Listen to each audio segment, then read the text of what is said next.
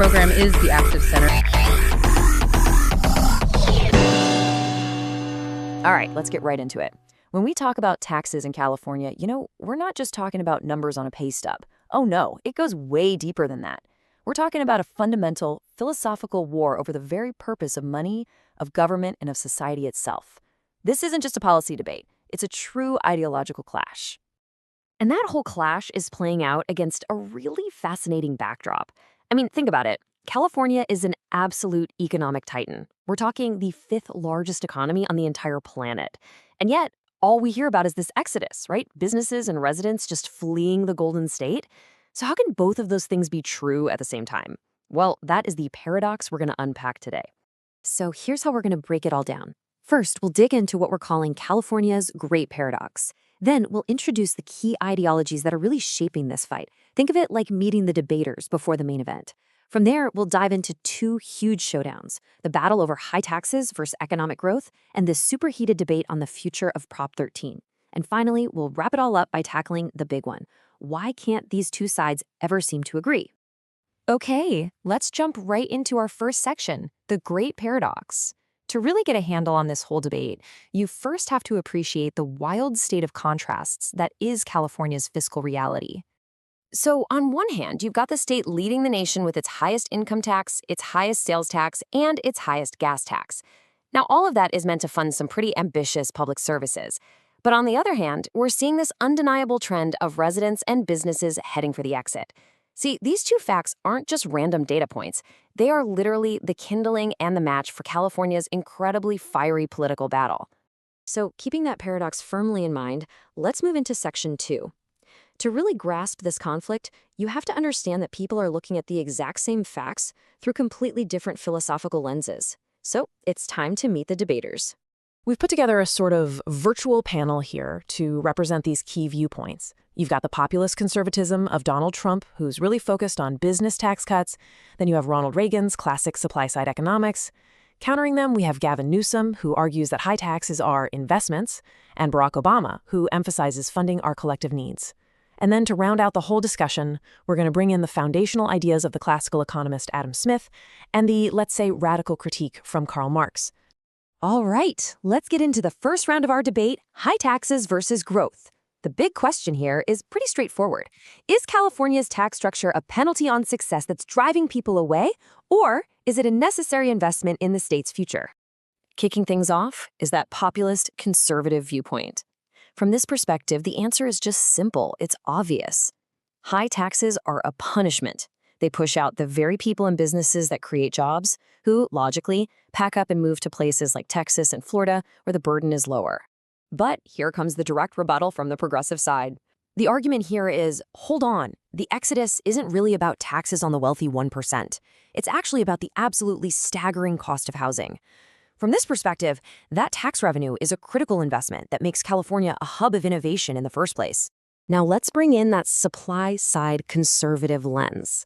This argument broadens the whole scope. It's not just about the wealthy anymore. The idea is that high marginal tax rates discourage everyone, the entrepreneur, the doctor, the engineer, from taking that extra risk or working that much harder. In this view, high taxes don't just collect money, they actively suppress the very economic activity that creates jobs to begin with. The progressive centrist perspective tries to reframe the entire question. It says the crucial point isn't the cost of taxes, but the value you get for them. The argument here is that taxes are just the price we pay for a civilized and desirable society. Things like great schools, safe communities, and a resilient infrastructure, all things funded by that revenue. Now, if we step back for a second, the classical economist's view offers a pretty stark warning based on first principles. There's a tipping point, right? When taxes get so punishing that they actually cause capital and labor to flee, well, they've failed. They've become totally inefficient and are, in essence, destroying the very economic base they're trying to tax. And finally, you have the radical critique that just dismisses the whole premise. From a Marxist perspective, debating high versus low taxes is like rearranging deck chairs on the Titanic. The real issue is the capitalist system itself. Whether taxes are high or low, the fundamental structure of exploitation, well, that stays the same.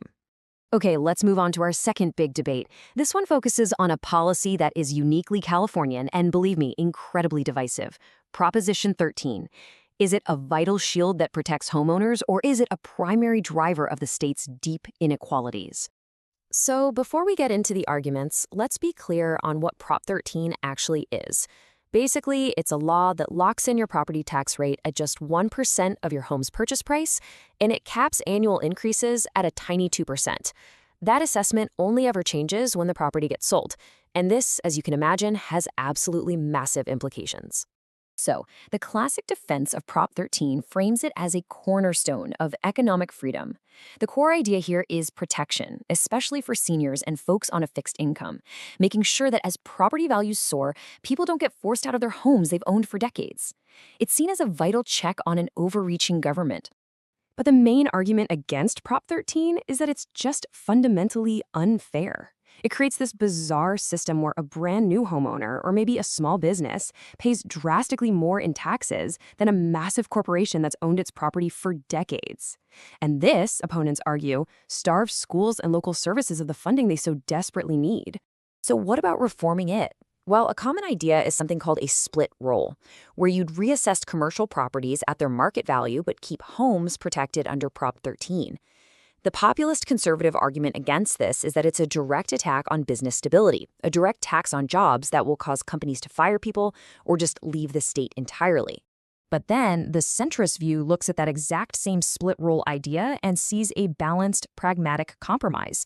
It keeps the original promise of protecting homeowners while asking large, long-term commercial property owners to simply pay their fair share. This would, in theory, restore a ton of much-needed funding to local communities. And really, this slide captures the two competing realities of Prop 13 perfectly. On one side, it's a protective shield for homeowners. On the other, it's a broken system that is defunding the future. You can see why there's almost no middle ground between these two worldviews. Which brings us to our final and maybe most important section. Why can't they agree? I mean, after hearing all these arguments, it's pretty clear this debate is completely intractable. And the answer really lies in this deep ideological chasm that separates the two sides. Because at the end of the day, this isn't really about specific percentages, is it? It's a conflict of worldviews. It's about these fundamentally different beliefs about the proper role of government in our society and the very nature of how wealth is created in the first place. Let's really break that chasm down. One side sees taxes as a penalty on production, plain and simple. The other sees them as an investment in society. One side believes the government's main job is just to get out of the way, while the other believes it exists to solve our big collective problems. And maybe most importantly, one side credits all value creation to the individual entrepreneur, while the other credits the community and the entire system that allows that entrepreneur to succeed. And so that leaves us with this final, really lingering question. When the disagreement isn't about numbers on a spreadsheet, but about your core beliefs, about what you hold to be fundamentally true, is compromise even possible? That, right there, is the real question at the heart of California's great tax debate.